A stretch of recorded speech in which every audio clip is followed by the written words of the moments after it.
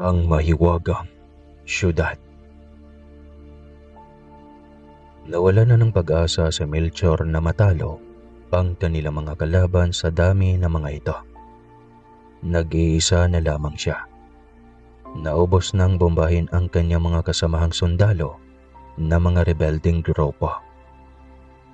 Kailangan niyang gumawa ng paraan upang makatakas. Mabuti na lang at may malaking ilog malapit sa nakausling bato kung saan siya nagkukuble. Mabilis ang mga kilos niyang tumakbo at tumalon sa malalim na parte ng ilog. Agad siyang pinaulanan ng mga bala ng mga kalaban. Kabado siya ngunit persigido rin siyang makatakas.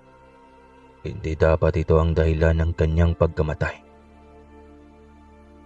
Lalo na at nilalaban niya ay para sa kabutihan ng masa. Kung mamamatay man siya sa huli, iyan ay hindi sa ganoong paraan. Pagkaramdam niya ay tila iniiwasan siyang matamaan ng mga umuulang bala. Halos madapyasan na siya dahil dumadaan lamang ang mga balang ito sa kanyang mga balat. Hindi niya alam kung ilang minuto na siyang nakababad sa tubig. Pakiwari niya ay nagkaroon siya ng hasang at hindi mahirap sa kanya ang paghinga. Wala nang bumabaril pa sa kanya at mula sa kalayuan ay natanaw niya ang isang kakaibang liwanag. Nakakasilaw, ngunit unti-unting naging iba sa kanyang paningin. Nasaan ako? Tanong niya sa sarili ng pag-ahon niya. Isang nakakatuwang lungsod ang kanyang nasilayan. Halos lahat ng gusali ay yari sa ginto at kristal. Maging ang mga sasakyang dumadaan sa napakalinis na kalsada ay purong mga magagara at halos dalawang uri ng kulay lamang, puti at itim. Uhaw at gutom ang kanyang naramdaman, ngunit hindi niya alam kung saan siya pupunta para humingi ng tulong. Hanggang sa maramdaman niyang may tumapik sa kanyang balikat habang nakatayo siya sa gilid ng kalsada. Hindi ka taga rito. Paano ka napadpad dito? Tanong nito. Pasensya na po. Isa po akong sundalo at totoong naligaw po ako. Hindi ko na alam kung anong lugar na ito. Ang naalala ko lang ay hinabol ako ng mga rebelding grupo. Matapos nilang maubos patayin ang aking mga kasamahan. Tapos nung lumusong ako sa tubig ay pinaulanan nila ako ng bala. Pagkaahon ko ay ito na ang lugar na bumungad sa akin. Kwento niya. Bukod tangi kang pinagbala. Halika, ipakilala kita sa aming reyna. Uwi ka nito. Walang alinlangan siyang sumama. Sakay sila ng isang kalesang ginto. Kahanga-hanga ang lugar. At noon lang din siya nakasakay ng klasikong kalisa. Maging ang kabayong umihila nito ay sobrang linis. Kulay puti at walang kahit kaunting alikabok o putik sa mga balahibo nito. Ang ikinagulat niya ay nang bigla itong nagsalita. Dadalhin mo na naman sa palasyo ang nilalang na yan sa ito? Tanong ng kabayong puti habang hila nito ang kalesang sinasakyan nila. Nagulat siya nang mapagtanto na ang kabayo ang nagsasalita. Ang kabayo bang nagsasalita? Tanong niya sa lalaki. Siya nga, siya si puti. Hatid sundo ng mga taong gustong lumabas at pumasok sa palasyo. Kwento ng lalaki. Bigla siyang natigilan.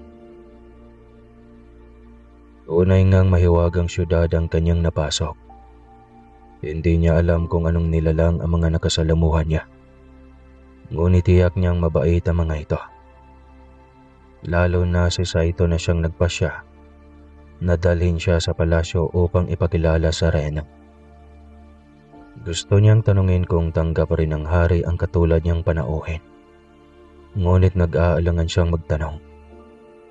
hanggang sa marating nila ang napakalaki at napakalawak na palasyo.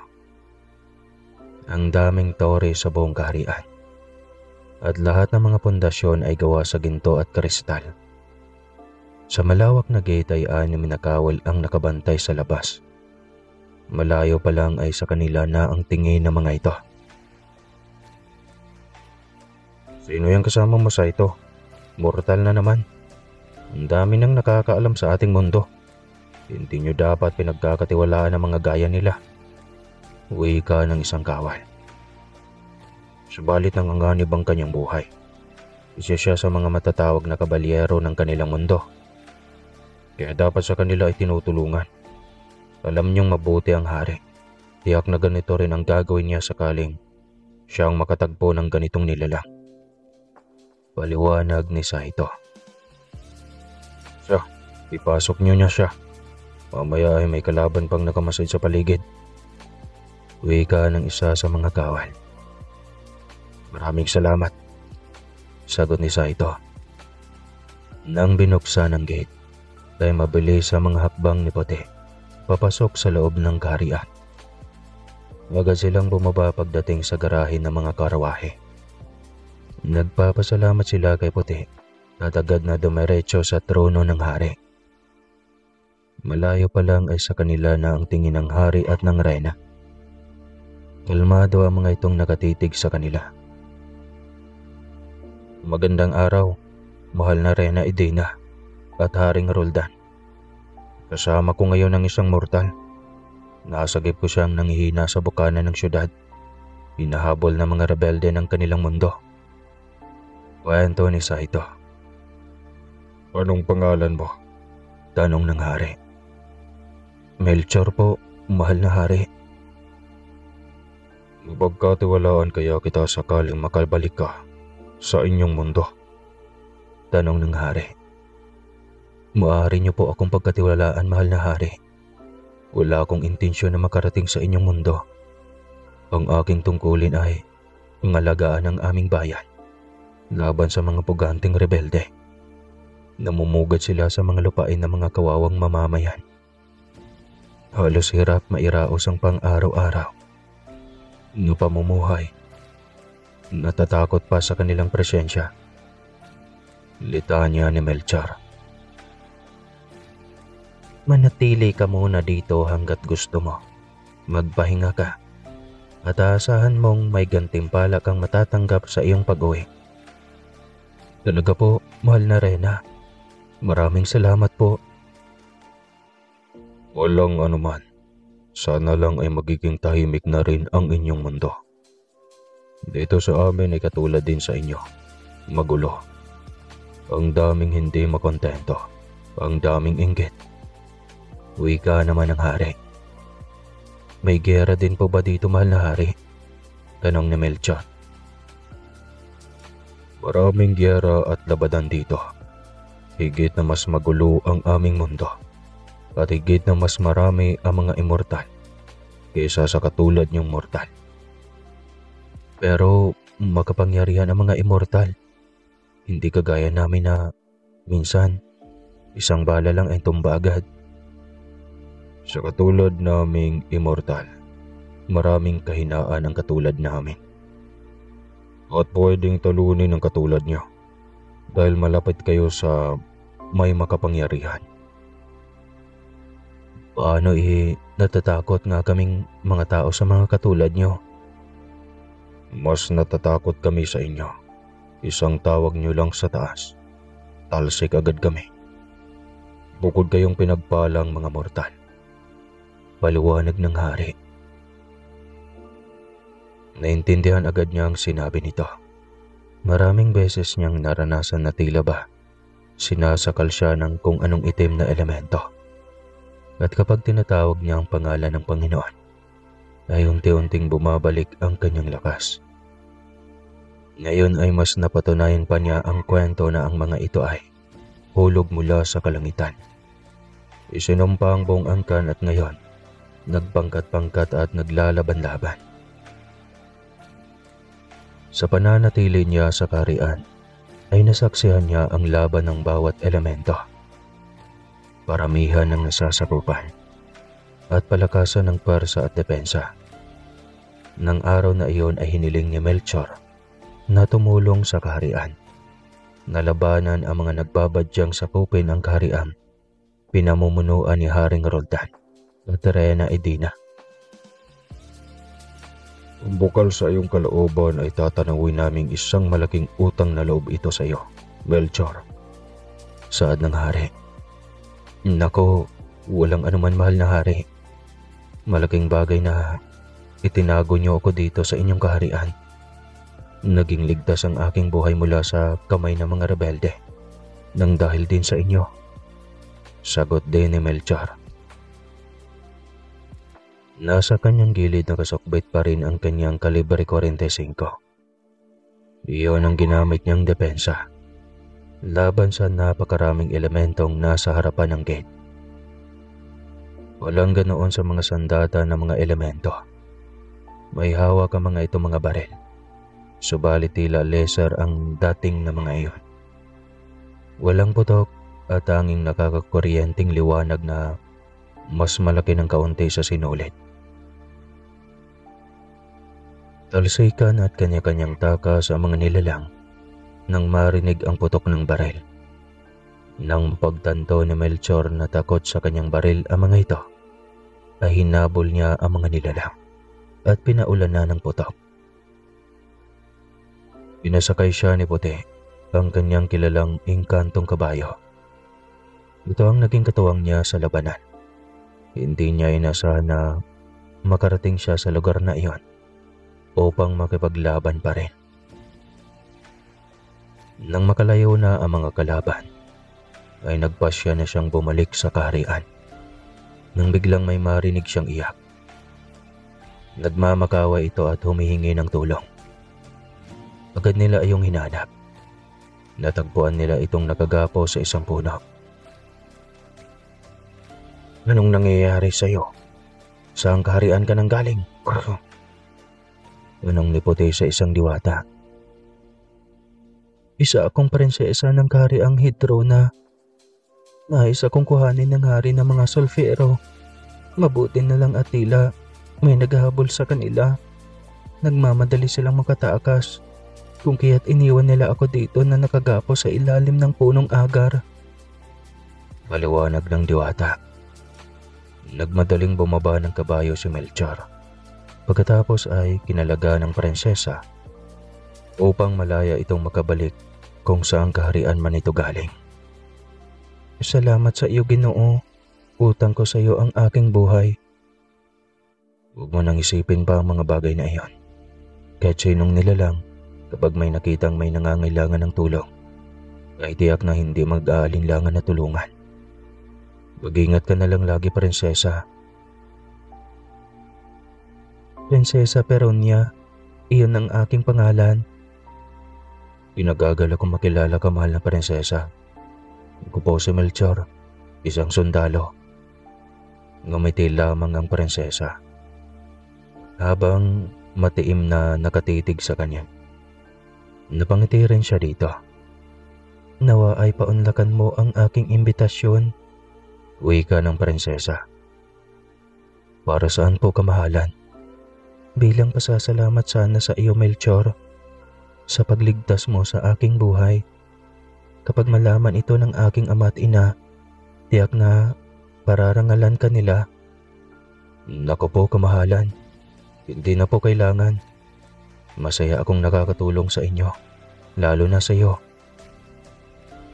Pero minsan lamang mangyayari na may katulad mo na maglakas loob na iligtas ang katulad sa amin.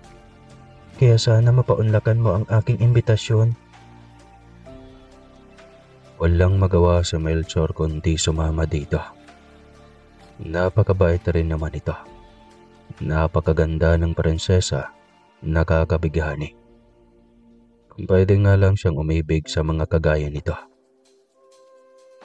Pakiramdam niya ay masasabi niya sa kanyang sarili na iyon na ang tinatawag na love at first sight. Hindi siya iniwan ni Puti. Sinamahan siya nito saan man siya makarating. Tila ito ang kanyang naging kaibigan bukod kay Saito sa mundong iyon. Ilang sandali pa ay narating na nila ang bukana ng kaharian. Narito na tayo, uwi ka na Prinsesa Peronia. Ito ba ang kaharian niyo, mahal na prinsesa? Oo, halika. Nito at pagdating sa gate ay binuksan sila ng kawal. Nagpaiwan muna sa labas si Puti. Nangako itong maghintay sa kanya hanggang sa makabalik siya.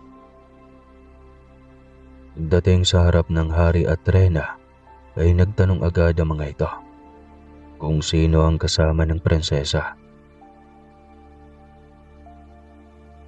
Haring Amon, Reyna Saraya, siya ang mortal na nagligtas sa akin. Ako po si Melchor. Sadyang naligaw ako sa mundong ito nang hindi sinasadya. Wala na kaming pakialam kung ano man ang dahilan ng pagdating mo sa aming mundo. Dahil iniligtas mo ang aming kaisa-isang anak. Magbibigay kami ng gantimpala. Nako po, hindi na kailangan. Ikinagagal akong nakatulong sa inyong prinsesa. Maliit na bagay po iyon. Hindi maliit na bagay ang buhay ng aking anak. Isang napakalaking utang na loob iyon. Kapalit, isang buong buhay na paglilingkod. Nagulat si Melchor sa sinabi ng hari. Agad niya itong tinanggihan. Nako po, mahal na hari. Hindi kailangan ng paglilingkod. Isa lang po akong ordinaryong sundalo. Anim. Sabihin mo lang kung ano ang iyong kailangan. Handa kaming ibigay. Naku, wala po. Wala akong hilingin. Napakabuti mo. Kung sana ay makuha mong mahalin itong aming prinsesa. Uwi ka rin ng Reyna Saraya. Ng Reyna naman, nakakaya ang mga sinasabi mo. Reklamo ng prinsesa. Mabuti pa, kumain na muna tayo. Bilang pasasalamat sa pagiging mabuti mong nilalang. Wika ng hari. Bigla siyang natakam nang sabihin iyon ng hari. Gaano na ba siya katagal na walang kain? Pagdarating nila sa mahabang mesa ay amoy niya agad. Napakasarap na putahe. May mga amoy inihaw at kung ano-ano pa. Huwag kang kumain ng itim na putahe, Melchor, kung nais mo pang makauwi sa inyong mundo. Bakit naman, mahal na prinsesa? Basta huwag ka ng maraming tanong. Sakaling aalukan ka ni ama ng pagkain na itim, huwag na huwag mong tatanggapin, ha. Natutuwa siya sa ginawa mo at nais kang maging parte ng aming buhay. Pero ayaw kong maging makasarili. Ayaw kong maging kabiyak ang isang nilalang na walang pag-ibig sa akin.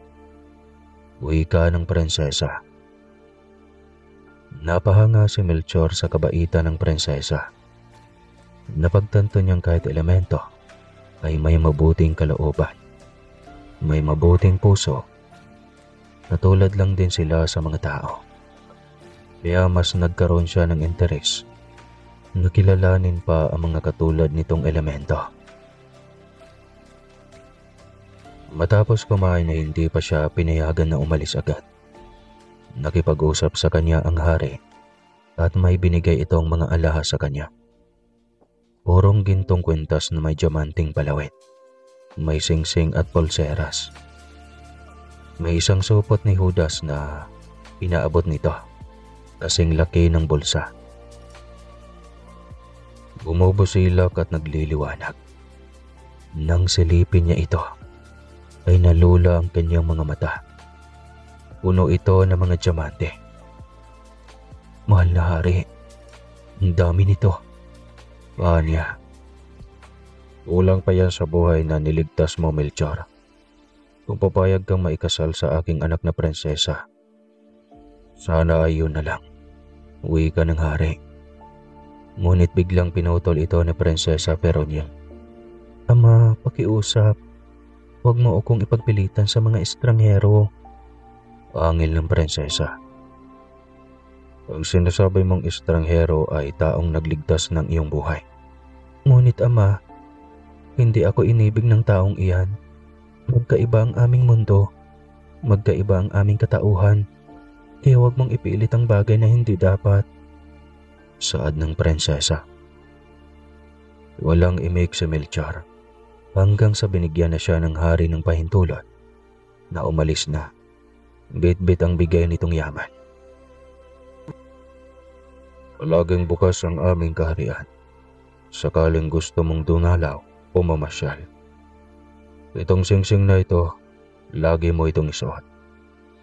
At sakaling gusto mong pumunta dito, ay itapat mo lang sa kahit saang salamin ang brilyanting ito. Tiyak na dito ka dadalhin ng binuksang portal. Salita niya ng hari. Nagpasalamat siya rito at nagpaalam na rin ng maayos. Sinalubong siya ni Puti at nagpahatid sa kahariang kinabibilangan ni Saito. Nais na rin niyang magpaalam kung pwede na ba siyang umalis at bumalik na sa mundo ng mga tao. Dalhin mo itong pinangako ko sa iyong gantimpala. Saad ng hari, sabay abot sa kanya ng munting kahon.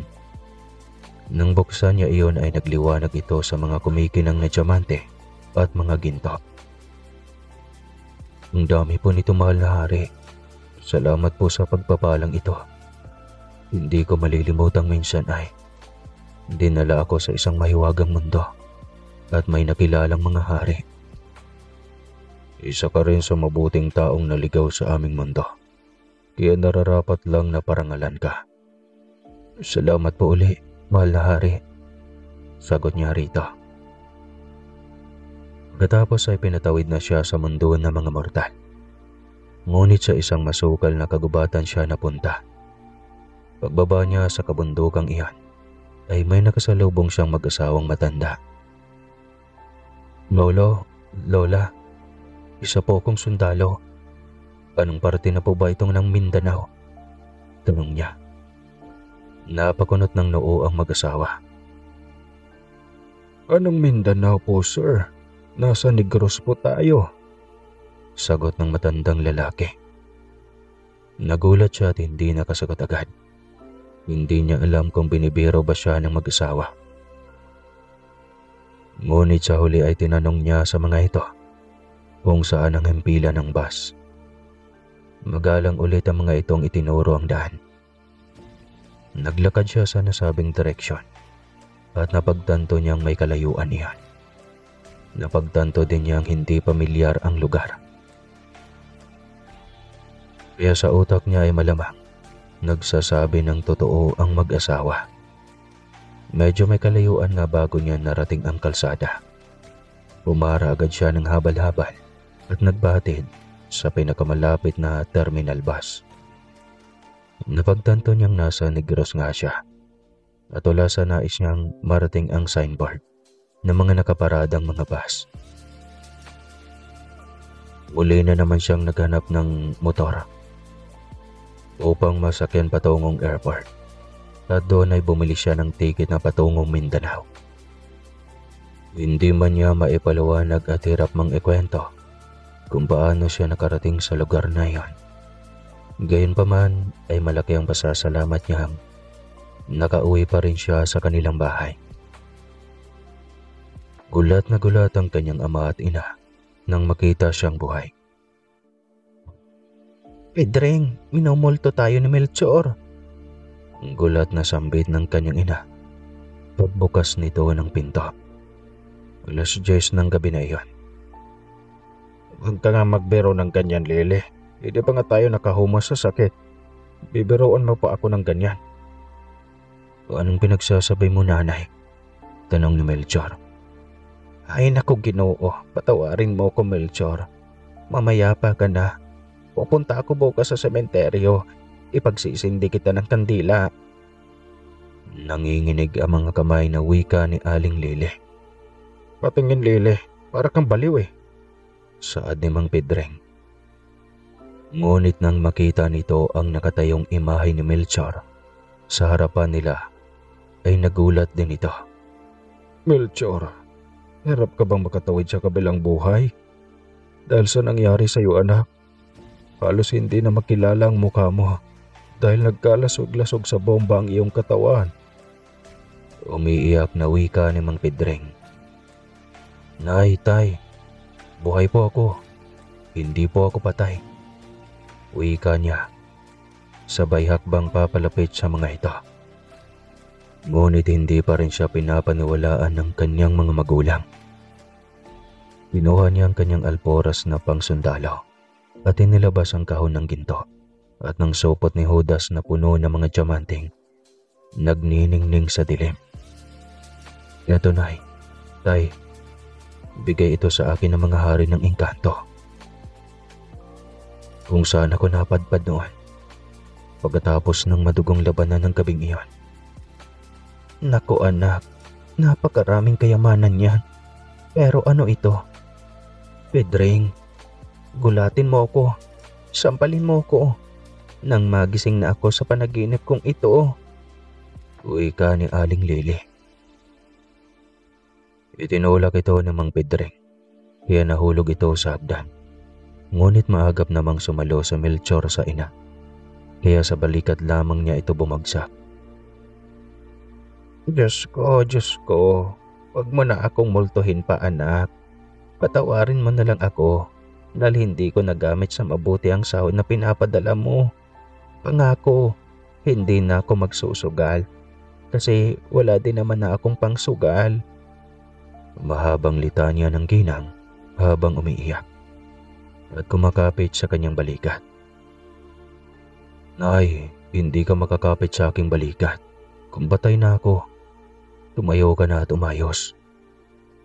Mabibigyan ko na kayo ni tatay ng mas masagana pang buhay. Aniya. Dumilat ito at kinapa siya sa dibdib, ulo at leeg.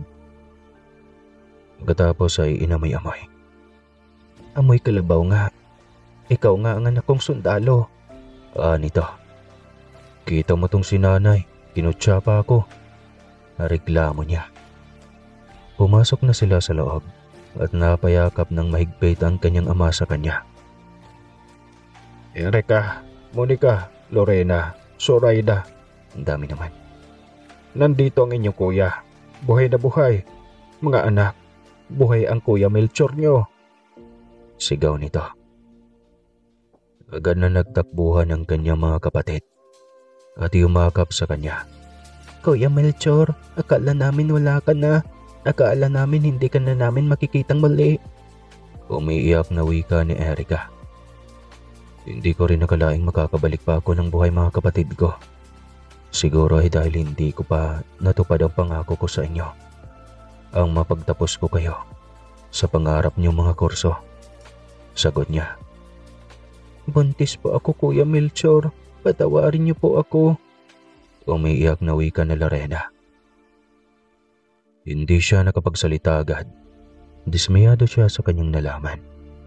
Sinuong niya lahat ng hirap sa pakikipaglaban. Ngunit ganoon na lang ito kung magpabuntis. Nasampal niya ito dahil sa hindi mapigilang galit. Hindi mo ba naisip na marami akong sakripisyo dahil sa inyong apat para lang makapagtapos kayo? Tapos malalaman kong buntis ka. Sambat niya. Kuya, 1 taon kang nawala. Walang nagpapaaral sa amin. Hindi kami kayang sustentuhan ni tatay. Kaya nagdesisyon kaming mag-asawa na lang. Paliwanag ni Monica. Nag-asawa kayong apat? Opo kuya, nag-asawa na po kami. Sagot ni Zoraida. Isa-isang nagsilabasan sa kanilang kwarto. Nasa Melchor din ang nagpagawa. Ang mga naging asawa ng kanyang kapatid. Tila natatakot pa ang mga itong humakbang papalapit sa kanya. Isa-isang nagmano ang mga ito at humingi ng tawad. Banging pagbuga na lamang ng sama ng loob ang kanyang nagawa. Kung maibuga niya ay apoy, tiyak, iyon na rin ang kanyang ibunuga. Ilang araw ba akong nawala? Noong totoo. Malapit na ang anibersaryo ng libing ng mga sundalo. Akala namin ay kasama ka. Kwento ni Monica. Hindi siya makapaniwala. Pagkaramdam niya ay isang buwan lang siyang nananatili sa isang mundong napakahiwaga at napakayaman. Pinili niyang ilihim lahat ng kanyang karanasan sa buhay. Unti-unti niyang pinagbenta ang hawak ng mga diamante. Hindi na siya bumalik pa sa serbisyo at piniling mamuhay ng tahimik.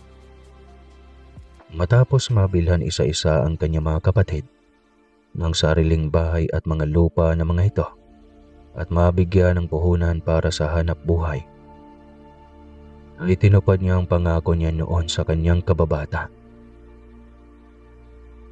Kapag dumating ka na sa tamang edad, hahanapin kita. Babalikan kita dito sa inyong probinsya. Anya sa dalagitang si Annabel. Hihintayin kita, Melchor. Asahan ko ang pagbabalik mo. Sagot ng dalaga. 30 siya sa mga panahong iyan, samantalang si Annabel ay edad 15 lang. Saktong sa pagbabalik niya sa isla kung saan ito nakatira at kung saan siya na destino noon sa kanyang pagiging sundalo, ay tapos na ito sa pangarap nitong pagiging teacher. Tapos na ang responsibilidad ko sa inyong lahat. Ngayon ay panahon na upang bigyang pansin ang aking sarili. Gamitin niyo sa tama ang yamang hawak niyo dahil gaano man kalaki iyan. Kung nilustay niyo sa hindi tama, ay mauubos rin. Paalala niya sa mga ito. Bago siya tuluyang umalis para puntahan sa isla, ang babaeng pinangakuan niya ng wagas na pagmamahal. Madaling pa lang ay umalis na siyang bitbit ang kanyang bag at lahat ng mga importanteng bagay. Sabik na siyang makita ang dalaga. Gusto niya itong mayakap at mahagkan. 3 oras ang biyahe niya sakay ng bangkang dimotor. Pagbaba sa isla ay sumakay ng tricycle tungo sa address ng bahay nila Annabel. Sinong hinahanap mo, kuya? Tanong ng driver. Bata pa ito. Sa tansya niya ay nasa 22 o 23. Sa kanila Annabel si Delva. Ihatid mo ko. Ganoon po ba? Sige po. Magalang na sagot nito at pinausad na ang sasakyan. Habang nagmamaneho ay panay ang sulyap nito kay Melchor. Parang pamilyar kayo sa akin, kuya. Uwi ka ng lalaking driver. Nadestino kasi ako dito. 5 taon na ang nakaraan. Isa akong sundalo noon. Tama. Sabi ko na ikaw si Sir Melchor. Ako si Joven. Joven? Opo, Sir Melchor. Hindi mo na ba ako naalala? Noong panahong dito kayo na destino, sinalanta ng mga armadong rebeldeng itong aming isla. Niligtas mo ako noon. Muntik na akong maging abo noong tinapunan ng granada ang aming bahay. Kung hindi nyo lang po ako naligtas noon, kaya malaki ang utang na loob ko sa iyo. Nako, wala kang utang na loob sa akin. Ginawa ko lang ang aking obligasyon bilang isang sundalo. Pero masaya akong malaman na may alaala pala akong babalikan dito. Kumusta naman itong baryo? Tahimik na ba? Abay, opo sir. Sobrang tahimik na ng aming baryo. Kaso ngayon, ay bigla na namang may gumagambalang nilalang dito sa aming lugar. Anong ibig mong sabihin? May bagong yanggaw dito sa aming lugar, Sir Melchor. Nako, delikado yan. Tiyak na napaka-agresibo ng nilalang na iyon. Sinabi mo pa, sir. 2 sanggol na nga ang nabiktima ng yanggaw na yun eh. Hindi mahuli-huli. Mukhang protektado ng pamilya. Kwento ba nito? Pero may suspecha ba kayo kung sino? Meron po, pero mahirap nang mambintang nang hindi nakita ng 2 mata. Kaya manahimik na muna ako. Uwi ka nito. Ilang sandali pa ay tinigil na nito ang tricycle sa tapat ng isang natibong bahay. Ito na po yun, sir. wika ng driver. Sabay silip sa bahay na nasa tapat ng tricycle. Bahay na ba ito nila Annabel? Opo sir. Ingat po kayo lagi sir. Paalis na ako. Basta, wag matsyag lang kayo. Bakit naman? Basta, tanging sagot nito. Pagkatapos ay pinasibat na nito ang tricycle. Naiwan siya sa tapat ng bahay. Mukhang tahimik at walang tao. Ngunit sinubukan pa rin niyang mangapit bahay. Ngunit walang tugon pa sa loob. Nagulat siya nang biglang may nagtanong sa kanyang likuran. Sino ka? Tanong ng boses matanda. Napangiti siya nang marinig ang pamilyar na boses. Mas lalong tumanda ang boses na iyon. Ngunit hindi siya makalimot. Si Lola Delfa. Ang lola at nag-iisang pamilya ni Annabel na tumataguyod mag-isa sa dalagang inabandona ng sariling ina at ama. Agad niya itong nilingon at ngumiti ng matamis. Lola Delfa, mano po? Naalala niyo pa po ba ako? Sino ka? Tanong ulit nito. Si Melchor po Lola. Nasa loob po ba si Annabel? Biglang namilog ang mga mata ng matanda nang sabihin niya ang pangalan nito. Hindi niya alam kung ano ang reaksyon nito. Masaya ba sa presensya niya? O gusto nito ay lilisan na siya? Lola, nangako akong babalik para pakasalan siya sa tamang edad. Kaya ako narito ngayon. Halika, sumunod ka sa akin. Wika nito. Biglang lumobo ang kanyang puso dala ng kasabikan. Kinuha agad niya ang bitbit ng matanda na balde ng isda na may nakapatong na yelo. Galing ito sa paglalako. Magpapatuloy ito pagdating ng hapon. Annabel, may mahalagang bisita ka. Bawag ng matanda. Walang imik mula sa loob. Hinintay na lamang niya at baka tulog pa ito. Ngunit imposible na tulog ito. Gayong mag-aalas 11 na ng umaga. Tumawag itong muli at sa pagkakataong iyon ay lumabas itong tila isang manlilimos. Magulo ang buhok. Maitim ang paligid ng mata at sobrang payat. Matalim ang titig nitong nakatitig sa kanya. Annabel, ako ito si Melchor. Naalala mo pa ba ako? Tanong niya. Parang pinipiga ang kanyang dibdib habang nakatingin sa dalaga. Ang sakit sa dibdib makita ang kondisyon nito. Tila napabayaan ito ng ilang taon. Ngunit lumulutang pa rin ang natural na ganda nitong tila isang diyosa sa ganda. Anong ginawa nila sa'yo? Anong nangyari sa'yo? Tanong niya nang makalapit dito. Niyakap niya ito ng mahigpit. Nakakasuka ang amoy nito, ngunit tiniis niya. Pinaliguan niya ito, nilinis at binihisan. Pinutulan niya ang mahaba nitong buhok upang masigurong malinis itong tignan. Gayunpaman, napaka-misteryoso pa rin ng mga titig nito. Hindi man lang ito tumutugon sa kanyang salita tuwing kinakausap niya ito. Ngunit ramdam niyang komportable ito sa kanyang presensya. Lola, paano po ba talaga si Annabel? Mahabang kwento, Melchor. Patapos na sana sa kanyang kursong teacher si Annabel. Ngunit nagbago ang lahat. Hindi natupad ang kanyang pangarap. Kasi umuwi siya ng gabing iyon mula sa kaarawan ng kanyang kaklase. Suka ng suka, nangihina. Hanggang sa ganyan na siya ngayon. Tanging kwento ng matanda. Awang-awa dito si Melchor.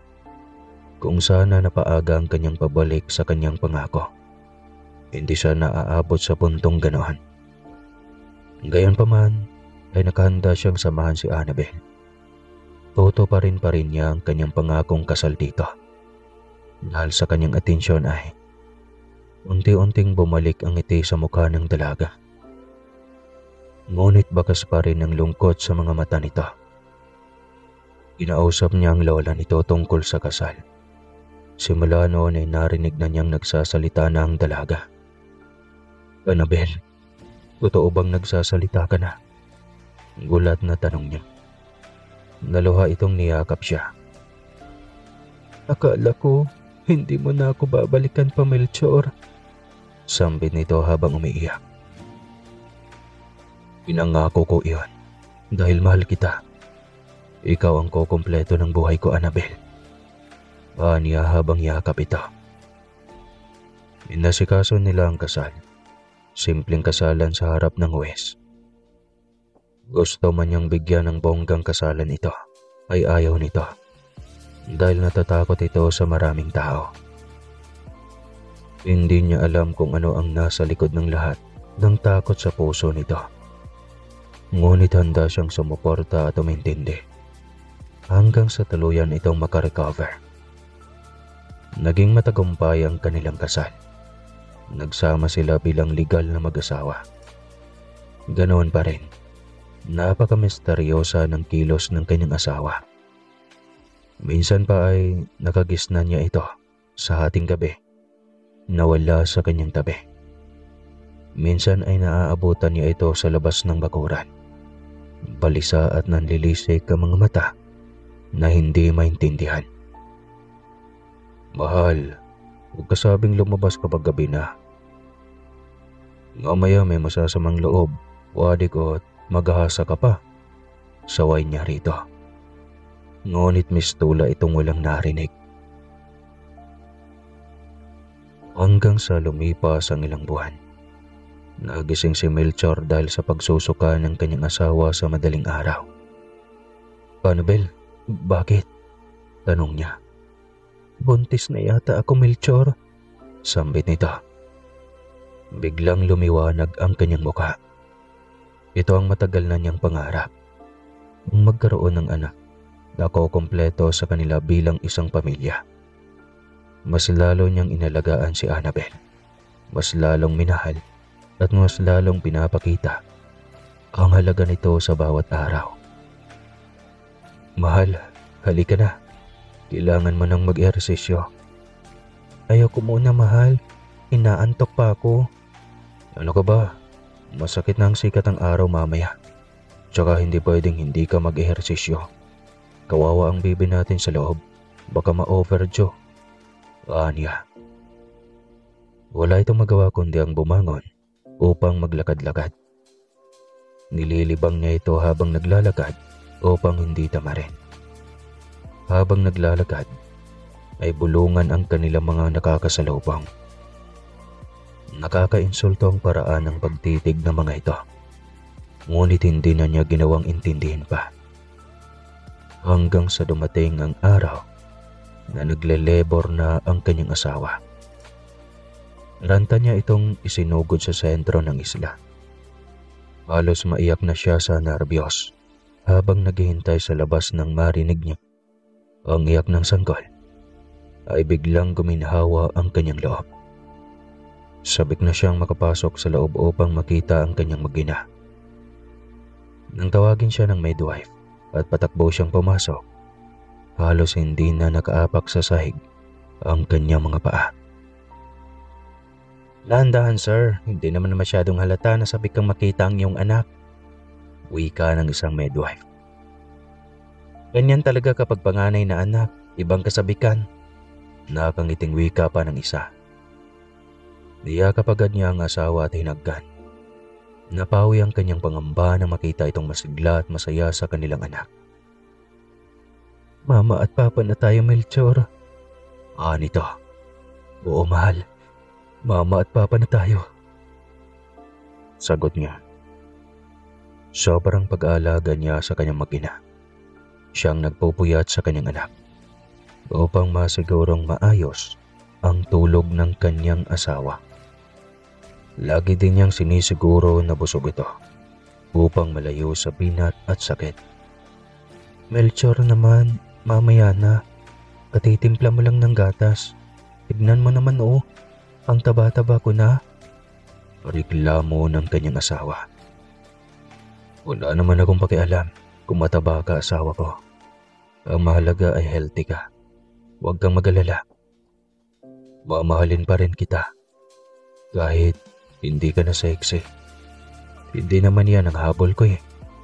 Wika niya. Bigla itong naging emosyonal. Napakaswerte kong asawa. Salamat Melchor.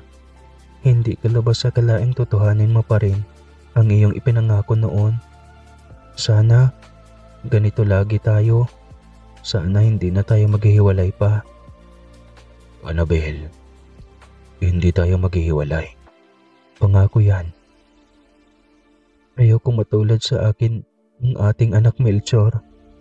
Iniwan ako ng aking ama. Iniwan din ako ng aking ina sa akin lola. Tapos, wala na silang pakialam. Pareho silang walang pakialam sa akin. Ang sakit sa loob, Melchor. Umiiyak nitong wika. Niyakap ito ni Melchor. Ramdam niyang sakit sa kalooban nito. Kaya ayaw niyang maalala pa nito ang malungkot na sinapit sa buhay nito. Isang araw habang pupunta sa palengke upang mamili ng pang-ulam na gulay, nakasalubong niya si Joven. Pinara niya ito at nagpahatid sa palengke. Sel Melchor, nabalitaan kong ikinasal kayo ni Annabel at nagkaanak na. Oo Joven, yan ang pangako ko noong umalis ako dito.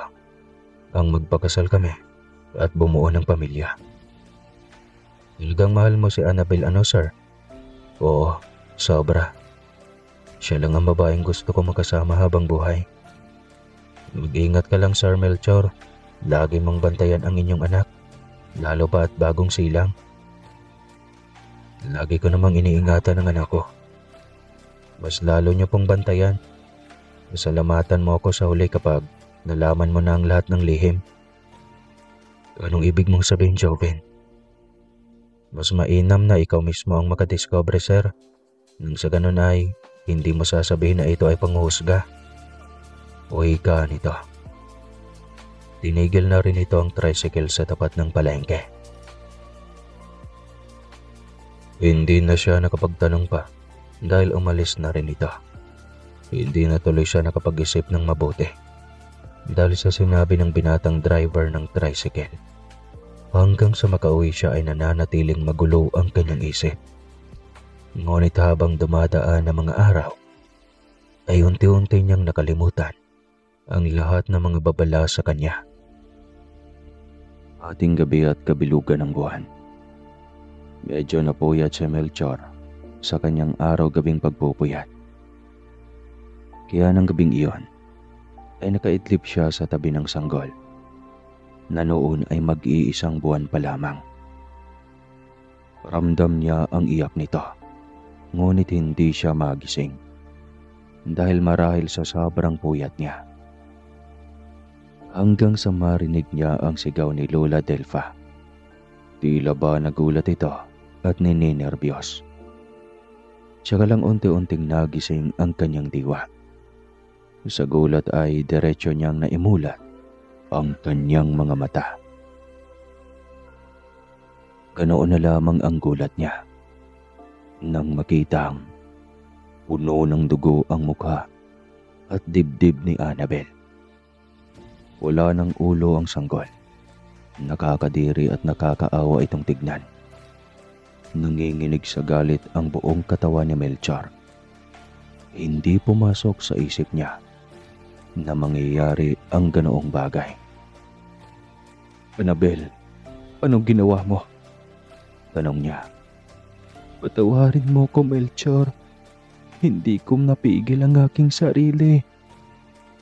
Umiiyak na nagmamakaawa si Annabel sa kanya. Hindi niya alam kung ano ang magiging reaksyon. Tila borado lahat ng pag-ibig niya sa asawa dahil sa ginawa nito sa kanilang anak. Naalala niya ang bili ni Joven. Napailing siya habang walang tigil na sinisisi ang sarili. Kung sana nakinig siya sa babala ng binata. Binaliwala niya iyon dahil hindi pumasok sa utak niya na ganoon ang katauhan ng kanyang asawa. Tumakas ka na, apo, para mo ng awa. Bago pa may magawang hindi maganda sa iyo ang iyong asawa. Wika ng Lola Delfa nito. Nakuyom na lamang ni Melchor ang kanyang kamay nang makitang tumalon ang kanyang asawa sa bintana. Walang kahirap-hirap itong tumalon doon at sa isang kisap mata lamang ay nawala agad sa kanyang paningin ang asawa. Umiiyak na nagmamakaawa si Lola Delfa sa kanya. Saka lang nito ikinento lahat ng nangyari sa apo. Sa takot nito na baka iwanan niya si Annabel. Oras na malaman niya ang bagong katauhan nito. Ihanggaw si Annabel. 2 taon na ang nakaraan. Nangyari ito noong inimbitahan siya ng isa sa kanyang mga kaklase noon. Pag-uwi niya ay suka siya ng suka at nanghihina. Simula noon ay ayaw na niyang lumabas ng bahay. Lagi na siyang nagkukulong. Hindi ko alam kung bakit bigla siyang naging takot sa mga tao. Takot siyang makakita ng mga tao. Hindi ko alam kung bakit. Marahil ay may ginawang hindi maganda ang mga iyon kay Annabel. Ayaw nga lang magkwento ng aking apo. Ngayon ay mas lalong lumalala ang kanyang kondisyon. Sariling anak niya ang kanyang kinain. Umahagulgol na kwento ng matanda. Tahimik at tulala lamang siya. Huli na nang mapagtanto niya. Napatuloy na sa pag-agos ang kanyang mga luha.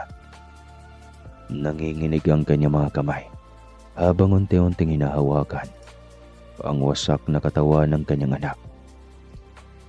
Biglang sumikip ang kanyang dibdib. Sobrang sakit. Tila ba hirap na siyang makahinga. Kaya sa huli ay napasigaw siya ng buong lakas. Wala siyang magawa kundi ang iligpit ang walang buhay na katawan ng anak. Inilibing niya ito sa bakuran ng bahay. Sobrang sakit sa kanyang kalooban, ngunit hindi na maibabalik pa ang lahat ng nangyari. Hindi niya alam kung ano pa ang susunod na mangyari. Nawala na ng direksyon ang kanyang buhay. Ayaw na niya ng bukas. Natatakot siya sa kung ano ang kanyang magagawa sa kanyang asawa. Parang awa mo na, Melchor. Maawa ka sa aking apo. Biktima lang din siya. Kawawa ang aking Annabel. Litanya ng matanda. Hindi siya sumagot. Hindi siya sigurado.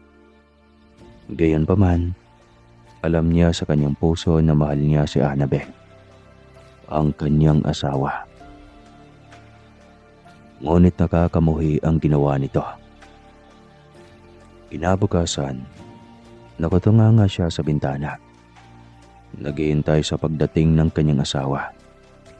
Sa kabila ng ginawa nito, ay puno pa rin ng pag-aalala ang kanyang puso para sa kanyang asawa.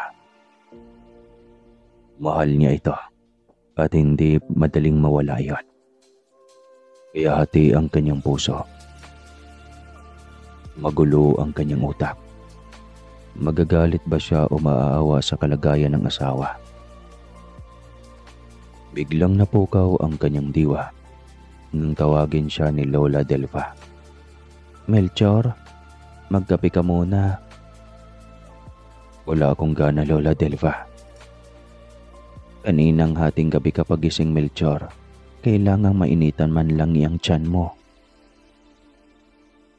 Hindi pa naman ako nagugutom, Lola. Tsaka na lang. Natimpla ko na itong kape, Melchor. Inumin mo na lang. Sige na. Napabuga na lamang siya ng hangin. Bakas din sa mukha ng matanda ang pag-aalala. Naawa rin siya sa matanda. Sobrang pag-aalala at pagmamahal nito sa apo. Ang laki ng sakripisyo nitong matanda para sa apo. At ngayon, biglang naging perwisyo pa sa buhay nito. Lola, lagi bang ganito noon si Annabel? Tanong niya. Hindi, Melchor. 2 beses ko lamang siyang nahuli na inumaga ng uwi. Ngunit hindi ko pa noon alam na iba na pala ang lumulukob sa kanyang pagkatao. Hanggang sa isang hating gabi ng kabilugan ng buwan, nahuli ko siyang may tanang biik. Wasak na ang tiyan nito ngunit patuloy pa rin siya pa sa pagsakbal dito. Doon ko napagtanto na aswang ang aking apo. Tinago ko iyon. Ayoko mapahamak ang aking apo. Hindi ko naisip na posibleng hahantong sa ganito. Patawarin mo ko, Melchor. Umiiyak na kwento nito. Naintindihan kita, Lola. Minahal mo lang din naman ang iyong apo. Na lumaki mismo at nagkaroon ng pangunawa sa pangangalaga mo. Naintindihan kita, Lola Delfa. Aaniya rito. Ilang sandali pa ay may humintong motorsiklo sa tapat ng bahay. Agad na tumayo si Melchor upang silipin iyon. Isang lalaking sakay ng single na motor ang nagmamadaling bumaba habang nakatingin sa kanilang bahay. Sinalubong niya ito sa bakuran ng bahay. Magandang umaga. Dito ba ang bahay ni Annabel? O ang asawa ni Annabel. Bakit? Anong kailangan mo sa kanya? Tanong ni Melchor sa kaharap. Wala po akong kailangan sa kanya. Sa inyo po ako may kailangan. Anong ibig mong sabihin? Huwag po sana kayong magulat pero may hindi magandang nangyari kay Annabel. Anong ibig mong sabihin? Diretsahin mo ko. Klase ko sa kolehiyo si Annabel. Tawid ako sa kalsada nang biglang may tumakbong babae na tila ba sinasadyang iharang ang katawan sa papalapit na malaking sasakyan. Huli na para kausapin siya dahil segundo na lang ay dadaganan na siya ng sasakyan. Doon po siya sa lungsod. Harap ng mismong islang ito. Mas lalong naubos ang lakas na natira sa kanyang katawan. Masyado na siyang inulan ng maraming pagsubok. Good na ang kanyang utak na tumanggap ng panibagong mabigat na problema. Pakiramdam niya ay parang papel niya siya sa sobrang gaan ng kanyang katawan. Dinig niya ang pagtatangis ni Lola Delfa. Paramdam niya ang masakit na kalooban ng matanda. Annabel, mamamatay na ako nito. Hagulgol na sigaw ng matanda. Naawa siya sa sinapit ni Annabel. Subalit higit siyang naawa sa naramdaman ng Lola Delfa nito. Ito na lang ang nag-iisang pamilya nito. Nawala pa sa hindi magandang paraan. Sa hindi katanggap-tanggap na paraan. Lola, tama na po ang pagtatangis na yan. Kakasama sa kalusugan mo, Lola. Ayoko na rin mabuhay pa, Melchor. Wala nang saysay ang buhay kong ito. Lola, huwag kang panghinaan ng loob. Ang damin mo nang napagdaan ng pagsubok. Kakayanin mo ang lahat ng ito. Magiging matatag ka pa, Lola. Pagpapalakas loob niya sa matanda. Umiling lamang ito. Magkasama silang inakasikaso ang lahat. Maraming bulungan sa paligid ukol sa katauhan ni Annabel. Nagmistulang bingi siya. Ayaw niyang pansinin ang mga ito dahil may mas nangangailangan ng kanyang atensyon. Si Lola Delfa, na buhat ng mapaglamayan ang apo nito, ay lagi na lang itong tahimik. Alam niyang wasak na wasak ang puso nito sa pagkawala ng apo. Lola, matulog ka na muna doon. Ako na ang bahala sa iyong apo. Mamaya na, Melchor, kasi sa pagtulog ko mamaya, sasabay na rin ako sa kanya sa pamamahinga. Wika ng matanda. Nagtaka si Melchor sa sinabi ng matanda, kaya nais niya itong linawin. Lola, ano pong ibig mong sabihin? Melchor, salamat sa pagmamahal mo sa aking apo. Salamat sa kabutihan mo sa aming maglola. Napakaswerte ng apo ko sa iyo. Minalas ka nga lang sa kanya. Lola, hindi mo na dapat iisipin pa ang ganyang bagay. Sige na, matulog ka na. Magpahinga ka na, Lola. Ngumiti ito sa kanya. Nakakapangilabot at nakakatakot. Sige, Melchor. Magpapahinga na ako kasama ni Annabel. Salamat sa pag-aalaga sa amin. Wika nito. Hindi na ito binigyan ng pansin pa ni Melchor. Inasikaso na lamang niya ang mga taong nakikilamay. Pinagtimpla na ito ng mga kape at binigyan ng tinapay. Halos lahat ay abala sa baraha. Ginawang pasugalan ang lamay. Subalit ganon yata talaga ang tradisyon noon pa man. Kaya hinayaan na lamang niya ang mga ito. Hindi siya natulog at tuwing makakaramdam siya ng antok, ay nagtitimpla agad siya ng kape. Hindi na niya pinapahalata ang sakit na naramdaman ng kanyang puso. Maayos pa rin siyang umiti. Isang matandang babae ang tila naawa sa kanya dahil halatang antok na siya. Nagboluntaryo ito na ang bahala sa lamay. Matulog na lamang siya. Huwag na po, Lola. Salamat na lang po. Total ay huling gabi na ngayon ng lamay. Makapagpahinga pa rin naman ako mamaya. Tanya. Sige, kung yan ang gusto mo. Pero kasi sobrang naawa ko sa iyo. Salamat po, Lola. Napakabuti niyong mga kapitbahay namin. Oo naman, Melchor.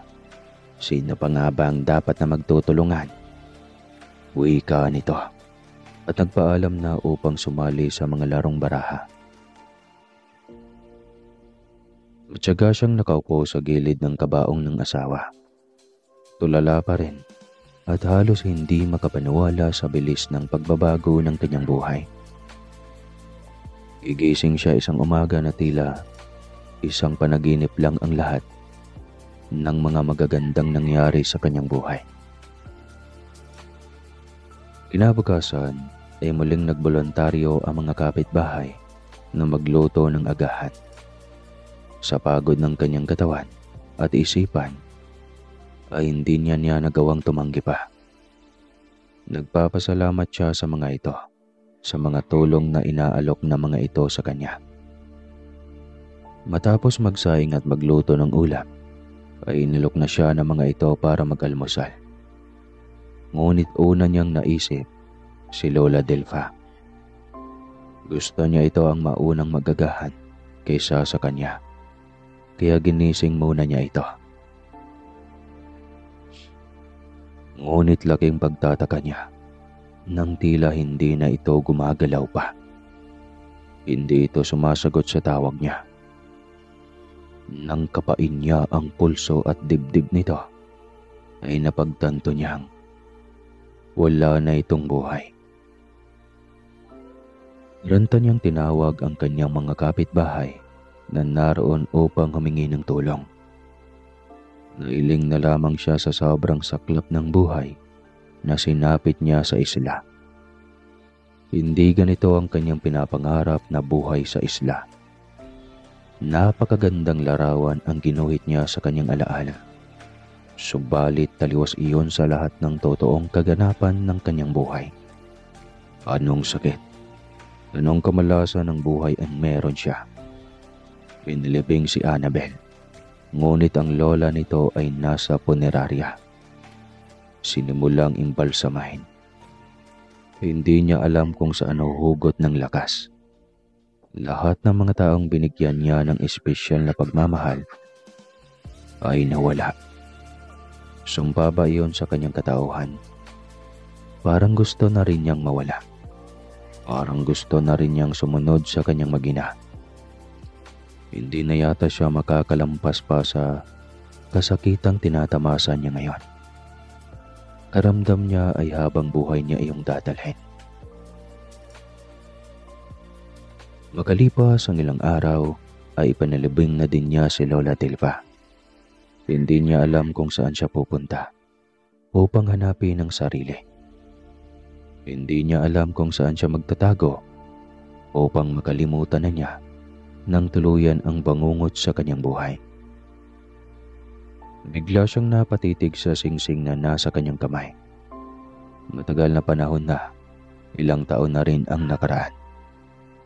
Kung magboluntaryo siyang sundalo ng kaharian o kaya ay kabalyero ay sigurado, kahit papano ay makakalimutan niya ang pait na pangyayari sa kanyang buhay.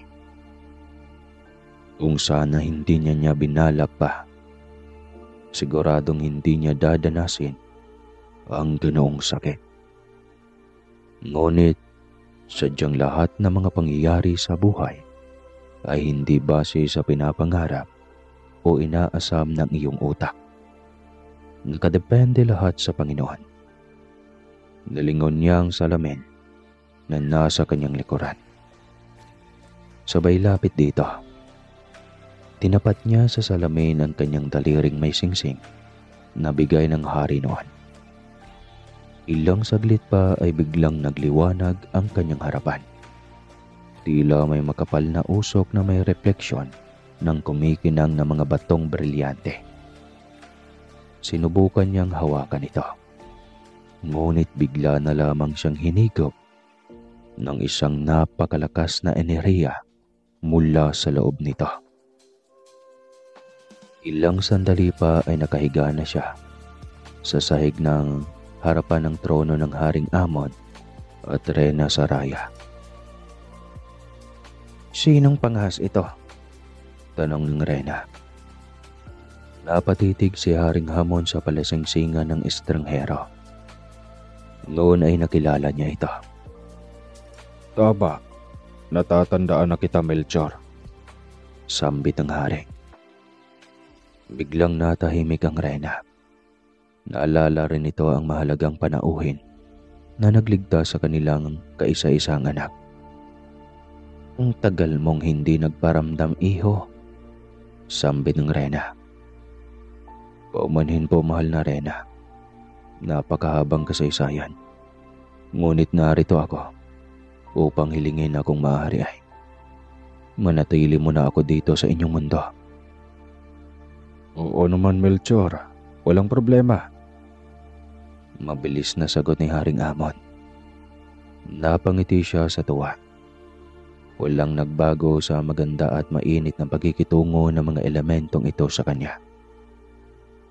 Naisim niya ring dalawin ang kaharian ni Haring Roldan. Ngunit sa ngayon ay dito na muna ang kanyang focus sa kahariang naging dahilan kung bakit siya nagkaroon ng pagkakataon na makabalik sa nasabing mundo. Ang mahal na Prinsesa Peronia, narito rin ba siya? Tanong niya agad. "Nako, ang batang iyon, kung saan na naman siguro nakarating sa paglalakbay. Alam mo naman yon, kaya nga napahamak dati. Kasi ang hilig maglakbay kung saan-saan. Hindi na nadala nung minsang napahamak at nasagip mo." "Ganun po ba? Naikasal na ba siya?" Tanong niyang muli. "Nako, minsan na naming naipagkasundo sa prinsipe ng ibang kaharian. Ang daming dahilan. Ayaw rin naming ipagpilitan kung ayaw ng aming anak. Kaya hanggang ngayon ay nananatiling walang asawa ang aming anak." Salita niya ng Reyna. Nagpaalam siyang lumabas ng kaharian upang mamasyal at hanapin ang prinsesa. Pumayag ang mga ito at binigyan pa siya ng kabayo upang gamitin sa paglalakbay. "Sana mahanap mo sa Prinsesa Peronia. Nang sa ganun ay sabay na kayong umuwi rito." Wika pa ng hari. Susubukan kong hanapin siya, mahal na hari at reyna. Tugon niya sa mga ito. Agad siyang naglakbay at tuwang nakamasid sa nakakawiling mga tanawin. Walang-wala ang totoong mundo niya sa mga buhay na tanawin ng kaharian. Tila nakakapawi ng kalungkutan at masasakit na alaala ang mga magagandang tanawin ng mundong iyon. Bawat buhay na kanyang makikita roon ay masaya. Kung sana ganito ang mundo ng mga mortal. Walang lungkot, walang pagkadismaya, walang kabiguan. Kahit sa kabila ng mga masasamang pangyayari, mananatiling masaya ang buhay ng bawat nilalang. Anya sa sarili. Sa paglalakbay pa niya ay natagpuan niya ang Prinsesa Perunia na masayang nakikipaglaro sa mga ligaw na hayop. Kung sa mundo ng mga mortal ay nakakatakot ang mga ito, sa harap na Prinsesa Perunia ay napakaamo ng mga hayop na ito. Nang napalingon ito sa kanya, ay kitang-kita ang gulat sa mukha nito. Natigil ito sa pagkikipaglaro sa mga layon at tigre. Maging ang mga kalarong hayop nito ay maamong nakatitig sa kanya. "Melchor!" sigaw nito. "Siya nga. Ako ito, mahal na prinsesa. Kumusta ka?" tanong niya. Patakbo itong lumapit sa kanya. "Mabuti. Ang tagal mong hindi nagparamdam. Ang buong akala ko ay kinalimutan mo na ang aming mundo." "Pasensya na, Prinsesa Perunia. Mahabang kwento." Anya. Tinanong siya nito at mapilit itong malaman kung ano ang kalungkutang nababaka sa kanyang mga mata. Ayaw sanang magkwento niya, subalit mapilit talaga ito. Kaya wala siyang magawa kundi ang magkwento. Lahat ng nangyari sa kanyang buhay, wala siyang itinago sa prinsesa. Naawa rin ito sa kanyang sinapit. "Sobrang saklap naman ang buhay na sinapit mo," saad ng prinsesa. "Yun nga, buong akala ko ay magiging maayos na ang buhay ko. Hindi pala. Ang babaeng minahal ko ng sobra at pinangako ang makasama ng habang buhay. Pinaglaruan ng tadhana. Kinuha ng maaga sa akin, kasama ang aming anak na noon ay nagpabago ng pananaw ko sa buhay. Kung hindi pa ako nakarating sa mundong ito noon, wala akong matatakbuhan. Nasa pundo pa rin ako na puno ng pagdadalamhati, puno ng pasakit. Salamat kay Haring Amon. Kung hindi sa singsing na ito, wala na akong ibang mapuntahan pa. Ayaw ko sa mundo ng mga mortal. Masyadong maraming pasakit at mabibigat na pagsubok." Mahabang litanya niya. "Ano ka ba? Maski sa aming mga immortal ay maraming pagsubok, maraming pagdadaanan sa buhay. Matuto lamang tayong tanggapin lahat ng kinakaharap na pagsubok. Iyon ang magpapatatag sa atin," litanya ni Prinsesa Perunia. Umaba ang kanilang usapan hanggang sa mapagpasya nilang mamasyal. Kung saan-saan sila nakarating, nakalimutan niyang saglit ang kanyang problema. Si Prinsesa Perunia ang naging karamay niya sa lahat ng mga pinagdadaanan niyang pagsubok. Inalalayan siya nito upang makalimot sa kanyang masalimuot na karanasan sa buhay. Binigyan siya ng espesyal na silid sa kaharian ng Hidrona. Bukas palad ang hari na tinanggap siya ng kaharian. Madalas din siya sa kaharian ni Haring Roldan at Reyna Edina. Masaya ang kabayong si Puti, lalo na si Saito nang malamang muli siyang nagbalik sa mundo ng mga immortal. "Hindi ko akalaing muli tayong magkikita dito sa aming mundo, Melchor. Sobrang tagal na buhat nang matagpuan kita noon. Ngayong muli tayong pinagtagpo, Gusto ko sanang maging nidong ka ng aking anak. Tatanggapin mo ba ang aking alok? Tanong ni Saito. Nako, malaking pribilehiyo yan. Salamat Saito. Magiging kumpare na tayo. Ko salamat sa pagpapaunlak mo, Melchor. Napakalaking bagay na magkaroon ng ninong na mortal ang aking anak. Pangarap ng bawat elemento na magkaroon ng kalapit na kagaya niyo. Litaan niya nito. Kami rin naman, kung alam mo lang sa ito. Labis na naming naipagmalaki ang magkaroon ng koneksyon sa mga kagaya niyo. Sagot niya. Nang gabing ding iyon ay dinaos ang kaarawan at binyag ng anak ni Saito. Kasama ni Melchor si Prinsesa Peronia. Habang nasa isang mesa nakaupo katabi si Prinsesa Peronia, ay may isang binatang lumapit. Mahal na prinsesa ng Hidrona, ikinagagal ako makita ka sa simpleng pagtitipo na ito. Uwi ka ng prinsipe ng kabiserang kaharian. Nakipagkamay ito habang matamis ang ngiti sa prinsesa. Napansin nito si Melchor sa tabi ng prinsesa. Sinong mortal iyang nasa tabi mo, mahal na prinsesa Peronia? Tanong nito. Prinsipe Avin, siya si Melchor ang magiging kasama ko sa buhay. Kami ang mamamahala ng kahariang Hidrona pagdating ng mga araw. Nag-iba ang reaksyon ng prinsipe nang marinig iyon mula sa prinsesa. Sa isang mortal na iyan, bakit prinsesa Peronia? Anong meron sa ordinaryong lalaki na ito? Kaya ka tumanggi nang ipagkasundo tayo ng ating mga magulang? Dahil dyan sa lalaking iyan? Wala ka nandoon, Prinsipe Avin. Suportado ako ng aking mga magulang. Kaya kung ako sa'yo, maghanap ka na lang ng iba. Huwag ako. Dahil hindi ko magawang mahalin ang nilalang na malayo ang aking puso. Umalis itong masama ang titig kay Melchor.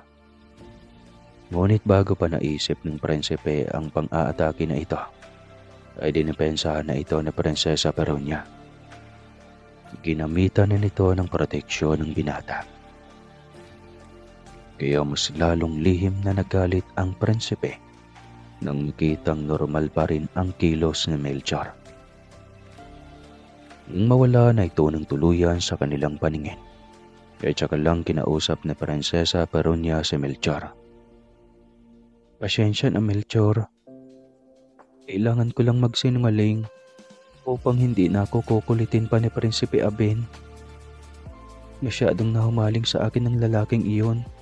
Lahat gagawin para maikasal ako sa kanya. Buti na lang suportado ako ng aking mga magulang sa desisyon ko. Uwi ka ng prinsesa. Ayos lang Prinsesa Peronia. Naintindihan ko. Sagot niya. Walang mali siya sa kanya lahat na mga iyon. Dahil naiintindihan niya ang prinsesa. Masyado itong pihikan at noon pa man ay mahilig lamang itong maglakbay kung saan-saan. Naging mas malapit silang pareho sa isa't isa. Mas nakilala nila at alam kung ano ang kanilang mga kahinaan nilang pareho. Lumipas pa ang mga taon. Naging komportable lalo sila sa bawat isa. Naging kabalyero ng hari ang binata. Kung paano siya naging sundalo noon sa mundo ng mga mortal, ay gayon din ang kanyang tapang sa kaharian ng Hidrona upang protektahan at pangalagaan lalo ang hari at reyna.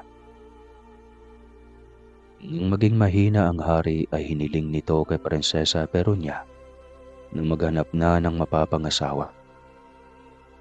Matanda na ako at mahina na ako sa posisyon na ito, Peronia. Kailangan ko na ng kahalili. Kaya maghanap ka na ng prinsipe na pwedeng maging asawa at karapat-dapat maging hari. Huwag ka nang magreklamo pa, Peronia, bago ko lilisanin ang kahariang ito. Gusto kong masigurong nasa tamang kamay at pangangalaga ito.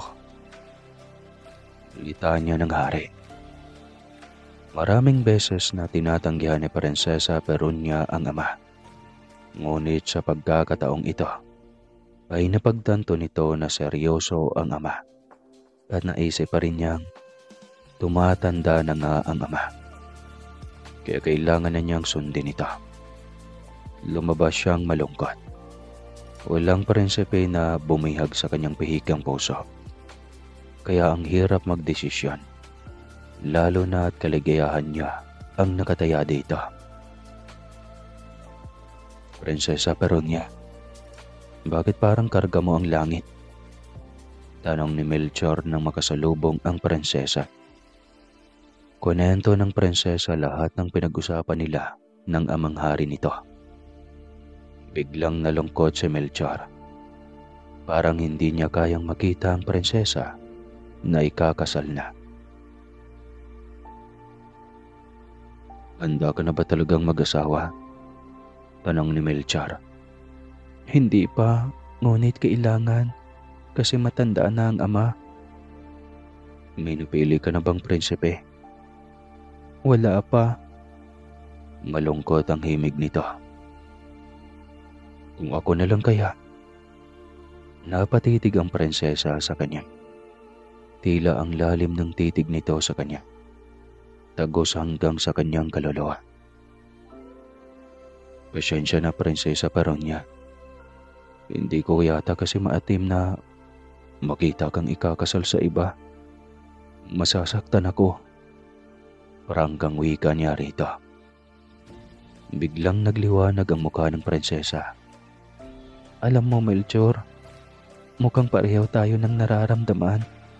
Kaya siguro ayaw kong makasal sa kung sinong prinsipe. Kasi ikaw ang gusto kong maging kasama habang buhay. Papayag ka kayang maging asawa ko? Napangiti siya ng malawak nang sabihin iyon ng prinsesa. Oo naman, magtiwala ka. Wala akong ibang hangad kundi ang para sa ikabubuti mo at sa lahat ng mga nasasakupan ng kahariang ito. Niyakap siya ng prinsesa. Agad silang humarap sa hari at reyna. Malaking tuwa ng hari sa naging desisyon ni Melchor. Yun din pala ang nais na mga itong mangyari. Kaya kaagad na ginanap ang ingranding kasalan sa kanilang kaharian. Tuluyan nang nabaon sa limot ang bangungot na karanasan ni Melchor sa mundo ng mga mortal. Ang kanyang tunay na kaligayahan ay ang makasama ang prinsesa sa mundo ng mga immortal. Wakas.